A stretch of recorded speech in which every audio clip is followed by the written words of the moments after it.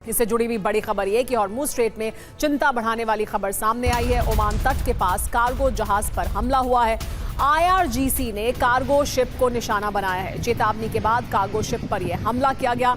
ये तस्वीरें भी सामने आई हैं। यानी किसी भी सूरत में हॉर्मुज में ईरान की इजाजत के बिना कोई शिप ना गुजरे, ये आईआरजीसी अभी भी सुनिश्चित करना चाहता है और इसी वजह से एक बार फिर हमला किया गया है। एक कार्गो शिप पर पहले चेतावनी दी गई और फिर हमला किया गया।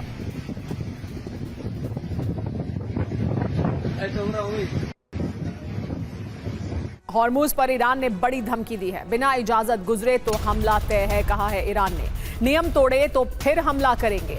हॉर्मुज में गाइडलाइन मानना जरूरी है, नियम तोड़े तो सुरक्षा की कोई गारंटी नहीं है। तो हॉर्मुज पर देखिए एक बार फिर किस तरह से ईरान ने कहा है कि उसकी इजाजत के बिना कोई नहीं गुजर सकता। अगर कोई यहां से गुजरने की कोशिश करेगा, हॉर्मुज स्ट्रेट को पार करने की कोशिश करेगा बिना ईरान की इजाजत के, तो फिर उस पर हमला तय है। सुरक्षा की कोई गारंटी नहीं है अगर नियम तोड़े गए तो हॉर्मुज में जहाज पर हमला, खबर क्या है और इसके मायने क्या हैं, दोनों समझिए। ओमान तट के पास कार्गो शिप पर अटैक किया गया है। सिंगापुर फ्लैग वाले कार्गो शिप पर यह हमला हुआ। आईआरजीसी ने जहाज पर दागा है सुसाइड ड्रोन। हमले में कार्गो जहाज का एक हिस्सा ध्वस्त हो गया। आईआरजीसी के निर्धारित रूट का उल्लंघन करने पर यह अटैक किया गया। ईरान की धमकी है ये कि नियम तोड़े तो एक बार फिर हमला करेंगे। अमेरिकी चेतावनी, हिमाकत बर्दाश्त नहीं करेंगे। आगे क्या होगा ये जानिए। तनाव बढ़ने की आशंका बहुत ज्यादा है क्योंकि हॉर्मुज स्ट्रेट में ईरान ने एक बार फिर एक कार्गो शिप पर हमला कर दिया है।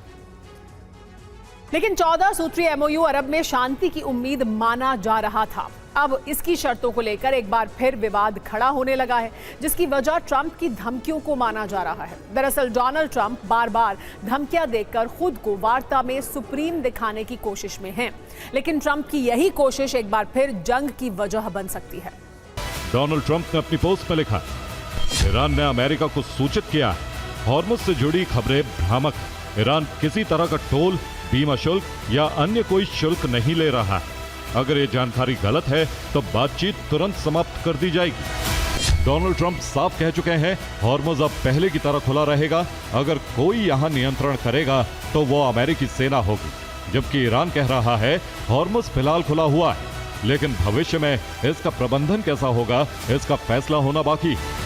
ईरान ने कहा है, स्विट्जरलैंड में राफेल ग्रोसी के साथ कोई बैठक नहीं हुई। फिलहाल परमाणु ठिकानों तक पहुंच देने की कोई योजना नहीं है। इस मुद्दे पर आखिरी फैसला फाइनल समझौते के साथ ही होगा। धमकियों के साए में कोई वार्ता नहीं होगी, सिर्फ अपनी बातें थोपी जाती।